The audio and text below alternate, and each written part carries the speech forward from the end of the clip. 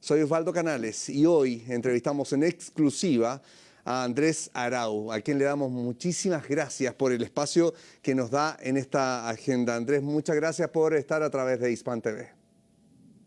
Hola Osvaldo, un saludo, muchísimas gracias por la invitación. Estamos aquí atentos a todas las inquietudes y entusiasmados de poder participar en esta ley electoral.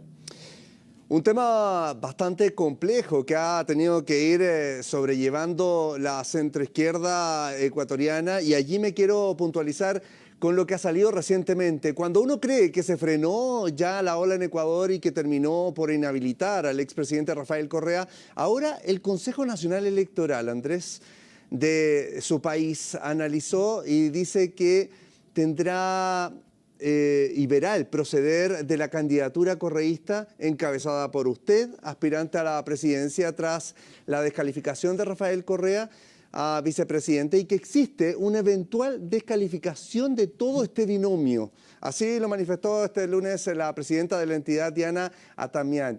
Allí, lo primero, ¿qué se puede esperar de todo esto? ¿Hay riesgo de que usted ahora quede fuera de esta carrera presidencial? Mira, Osvaldo, hay como leer esto en dos perspectivas. Desde el plano jurídico, estamos totalmente garantizados de participar. Los artículos de las leyes y los reglamentos facultan a que una vez que descalifiquen a Rafael Correa por el juicio que sacaron de forma expedita en apenas 16 días, luego de que descalifiquen a él, la ley permite que se reemplace ese nombre con otro, en este caso del compañero Carlos Rabascal. Así que en el plano jurídico no tenemos ninguna preocupación. Lamentablemente no estamos en un estado de derecho y las presiones que ejercen los poderes fácticos para que se descalifique al binomio están ahí. Y por lo tanto también contamos con el respaldo popular. Ahorita la ciudadanía ecuatoriana está organizándose, está vigilante para que no se les ocurra jugar con fuego, no se les ocurra hacer algo tan disparatado como robarnos a los ecuatorianos la democracia.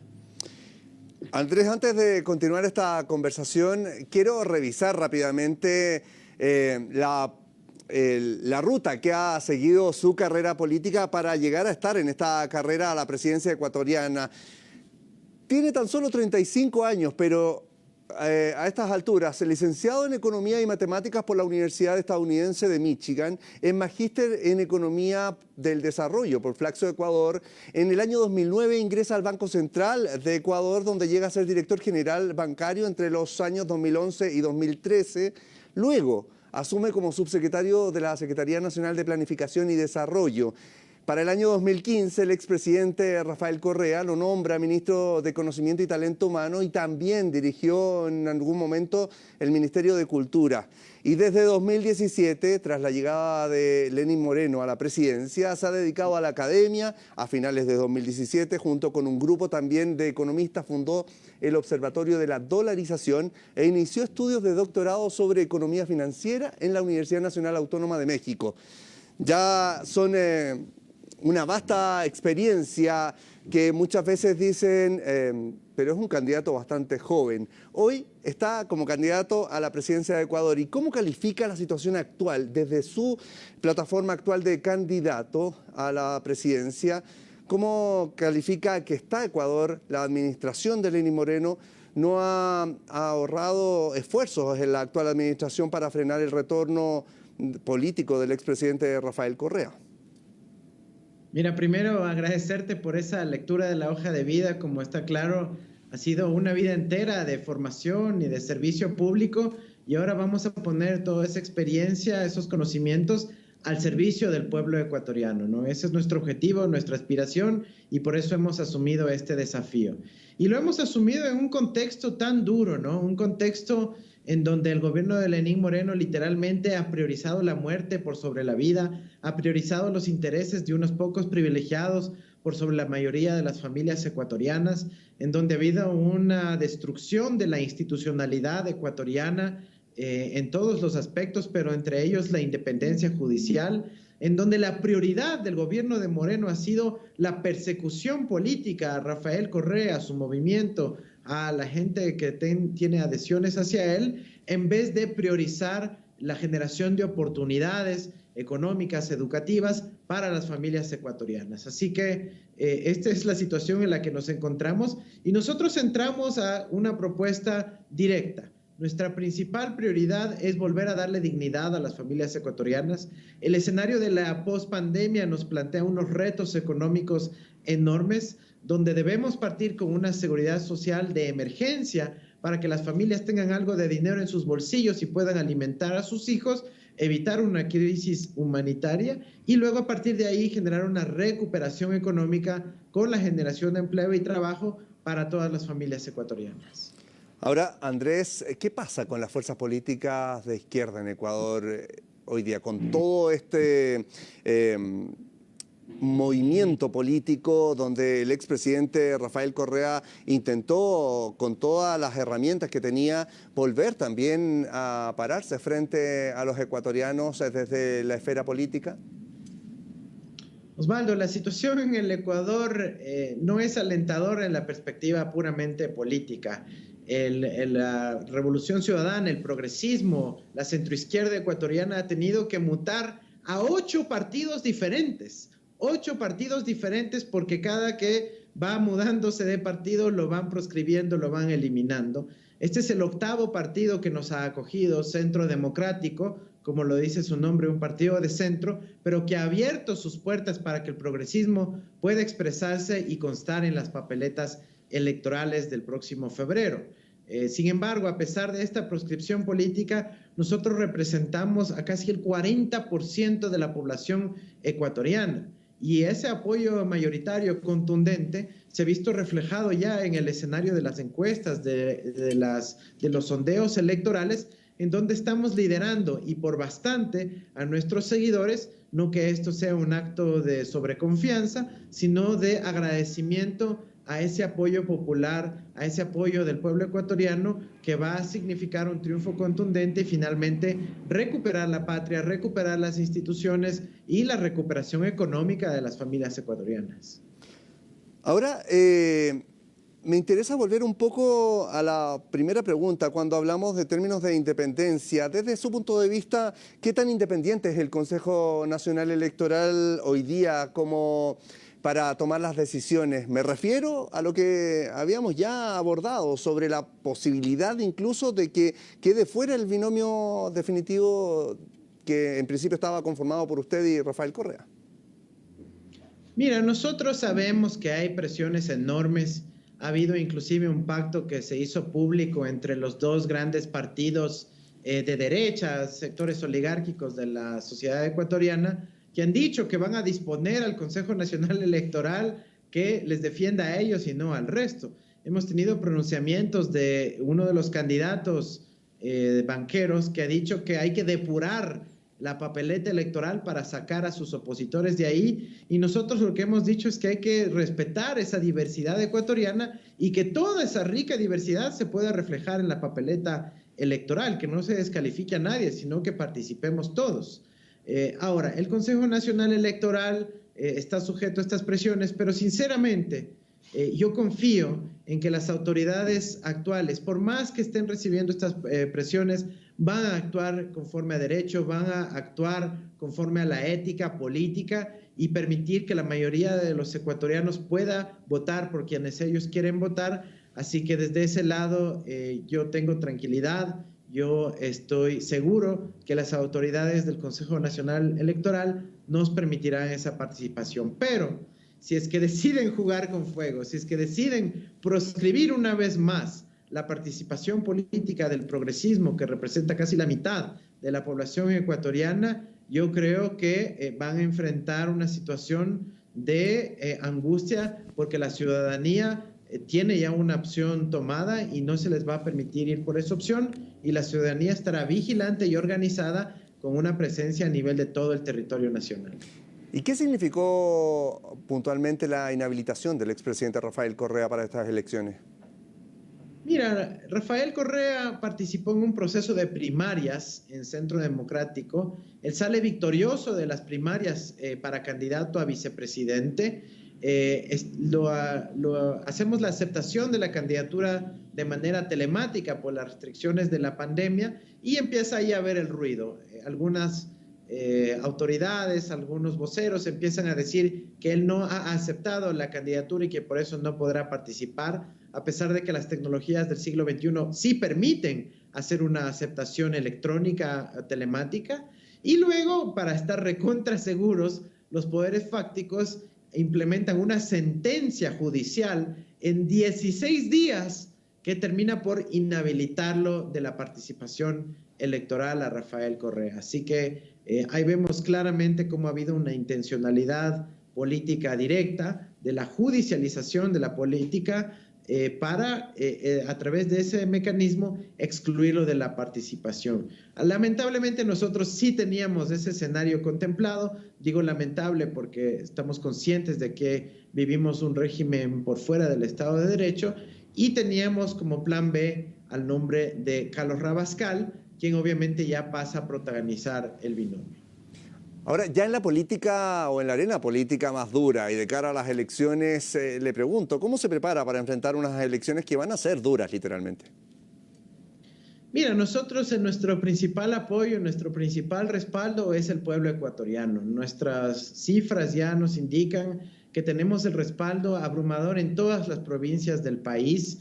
Eso quiere decir que el progresismo está representado en todo el Ecuador, y eso nos da una tranquilidad de contar con ese apoyo popular. Como insistimos, no solo en las urnas, en donde tenemos que cuidar cada voto, sino también en las calles, una presencia masiva en los barrios, en la montaña, en el celular y en nuestras jurisdicciones en el exterior. Recuerda, por favor, que tenemos cerca de 3 millones de ecuatorianos que viven en el resto del mundo, y también contamos con ese apoyo, con ese cariño que les tenemos especial a nuestros hermanos ecuatorianos en el exterior.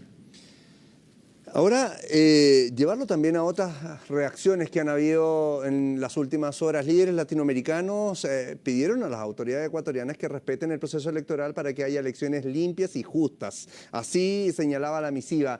De acuerdo con el texto, los líderes latinoamericanos consideran que en Ecuador se viola el contenido del Pacto Internacional de Derechos Civiles y Políticos de Naciones Unidas, la Convención Americana sobre Derechos Humanos de la OEA, y también la propia Constitución. ¿Cómo vigilar esto? ¿Qué organismo es fundamental para ser un ente observador de estas elecciones? Mira, nosotros estamos muy agradecidos por esos pronunciamientos de nuestros compañeros y colegas latinoamericanos de todos los signos ideológicos. Creo que es evidente la intención de proscribir al progresismo ecuatoriano. Hemos tenido apoyo no solo de estas instancias de presidentes latinoamericanos, sino de organismos de observación electoral como el COPAL, como la Organización de las Naciones Unidas, como la Comisión Europea, que están incidiendo ya en este proceso en el Ecuador para que no solo lleguen a la observación el 7 de febrero, que es la fecha de las elecciones, sino que puedan estar presentes desde ya, porque en estos momentos se va definiendo la participación electoral, las inscripciones de candidaturas, y estamos muy animados que por fin tenemos una vigilancia planetaria sobre lo que ocurre en el Ecuador. Esto sí también ha sido un elemento muy importante. Yo mismo he dirigido una carta a todo el resto de los candidatos presidenciales en donde les hemos pedido que sea una campaña limpia, que no se hagan trampas para no excluir a nadie de la participación democrática, y que además sea un intercambio de propuestas y programas y no de los ataques a la vieja usanza, de la vieja política, de la cual queremos ya salir, ¿no? Ahora, ¿qué es lo más urgente para el nuevo periodo desde la perspectiva que usted está encabezando de aquí en adelante, pensando en llegar a la presidencia de Ecuador? Mira, nosotros tenemos perspectivas muy positivas para el país. Sabemos cómo lograr esta recuperación económica, tenemos gran experiencia en el manejo de la política económica, y lo que vamos a hacer es reinvertir los recursos con los que sí cuenta la economía ecuatoriana para ponerla al servicio de las familias, primero para atender la emergencia sanitaria que estamos viviendo, la emergencia económica que estamos viviendo, y luego para impulsar, así como fueron durante los 10 años del gobierno de Rafael Correa, un proceso de transformación económica, productiva y social, en donde se vuelvan a garantizar los derechos humanos, especialmente en materia de salud, de educación, construcción de nuevos hospitales, escuelas, una mejoría en la política educativa, una política que permita a los jóvenes que están desesperanzados del futuro vuelvan a creer en sí mismos, vuelvan a creer en su país, cuenten con oportunidades educativas y obviamente también oportunidades económicas. Nosotros estamos planteando un cambio paradigmático en donde salimos de una economía prepandemia basada en la extracción, en una política económica concentradora, en un capitalismo caduco, hacia una economía post-pandemia que ponga el trabajo en el centro de la política pública, en el trabajo como derecho humano. Hacia allá vamos, esa es nuestra perspectiva. Pero, ¿qué sectores son los que han estado más abandonados en el actual periodo? Mira, el abandono ha sido generalizado, pero podríamos comenzar con la situación más urgente, que es la salud humana.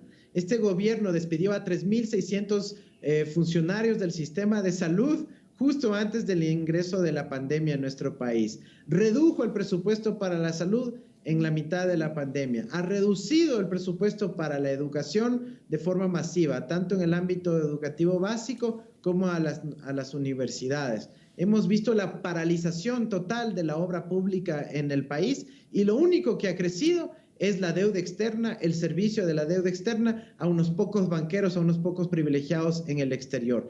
Eso nos ha indignado mucho, porque yo, como tú mencionabas, lideraba el Observatorio de la Dolarización y en marzo de este año ya proponíamos propuestas para que se quede el dinero en la economía ecuatoriana y pueda servir para paliar los efectos de la crisis. Y este gobierno, al revés, lo que hizo fue prepagar deuda externa y eso generó mucho dolor y muerte a las familias ecuatorianas. Eso es imperdonable y nosotros vamos a corregir esa situación a partir de mayo del próximo año.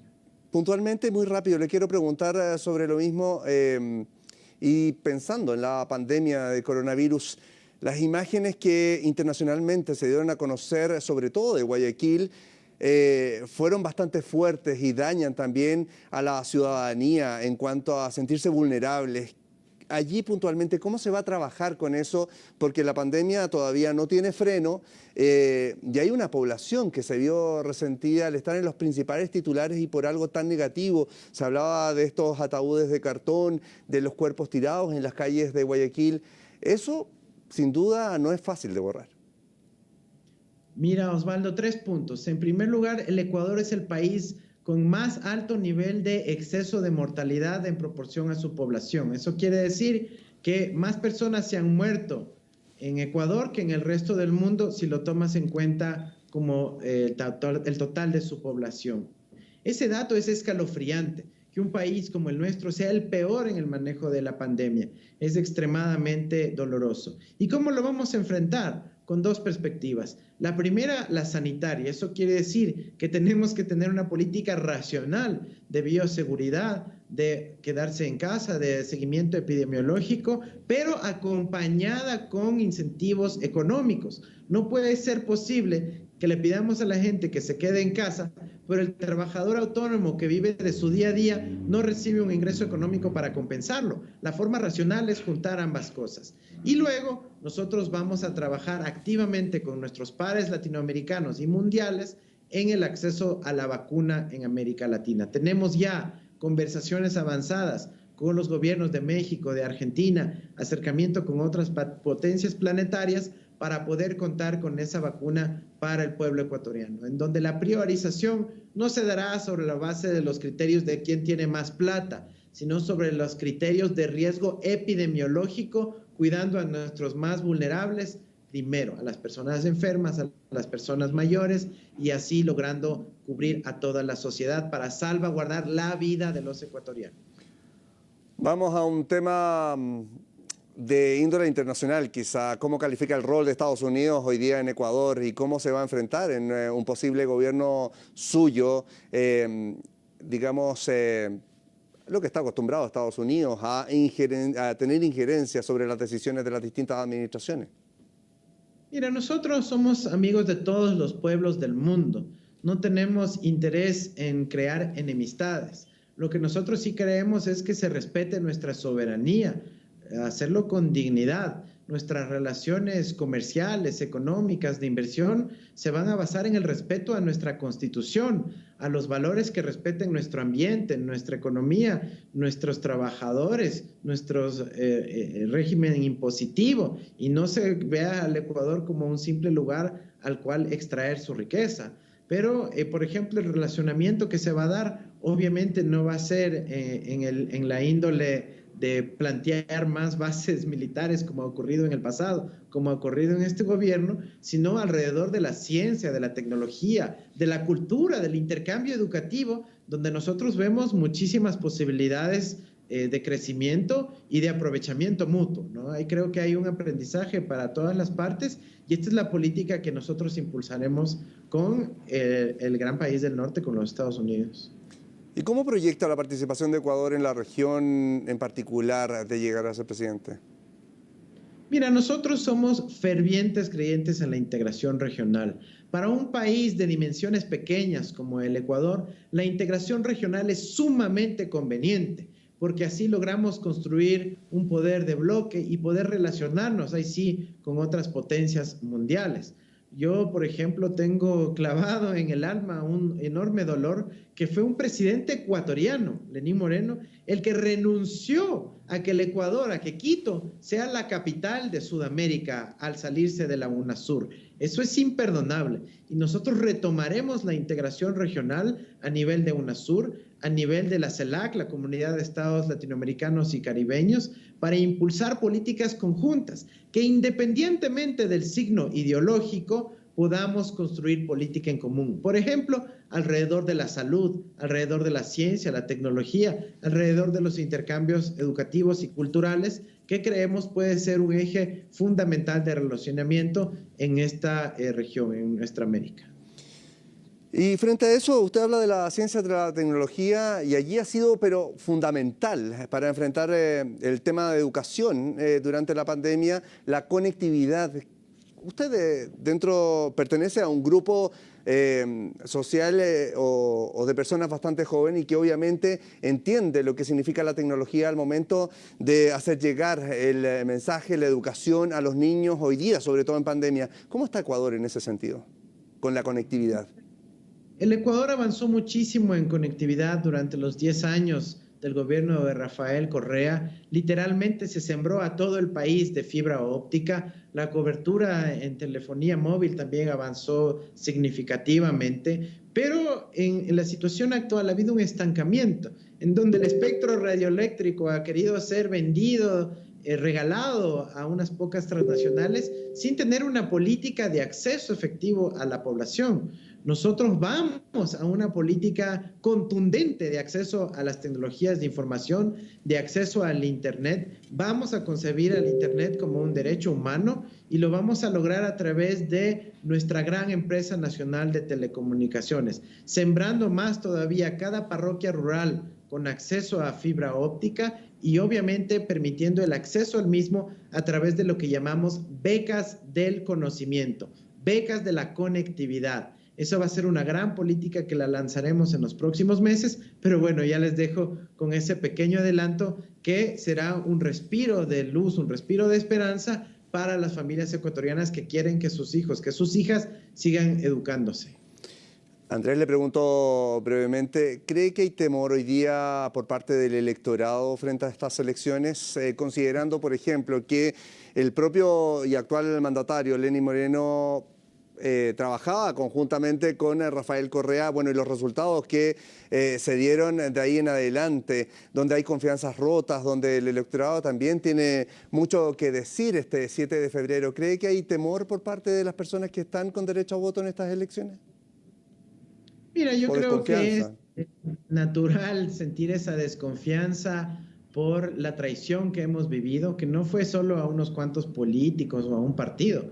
Fue una traición al pueblo ecuatoriano, el incumplir el plan de gobierno, hacer totalmente lo opuesto a lo que ofreció en campaña. Es extremadamente doloroso para este pueblo. Sin embargo, en esta ocasión ha habido ya una recuperación de la esperanza, en el sentido de que el país ha visto en la juventud de ideas, la renovación de la política, la creatividad en la innovación como ejes de la propuesta de política pública y una solvencia de una hoja de vida al servicio del pueblo ecuatoriano como la garantía de que ya no vamos a tener más traiciones. Yo lo que le quiero decir al pueblo ecuatoriano en ese sentido es, miren, no es cuestión de una persona, es todo un pueblo el que debe garantizar que no exista una traición o una desconfianza política. Solo el pueblo organizado, consciente y permanentemente movilizado es el que va a garantizar de abajo hacia arriba que los destinos de la patria se puedan llevar a cabo en la correcta dirección.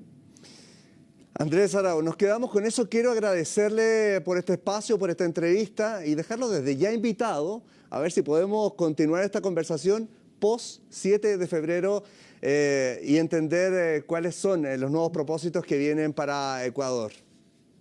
Con muchísimo gusto, Osvaldo. Será un placer conversar contigo luego del 7 de febrero, esa victoria contundente que logrará el pueblo ecuatoriano. Mucho gusto. Nos quedamos con eso. Muchísimas gracias, Andrés.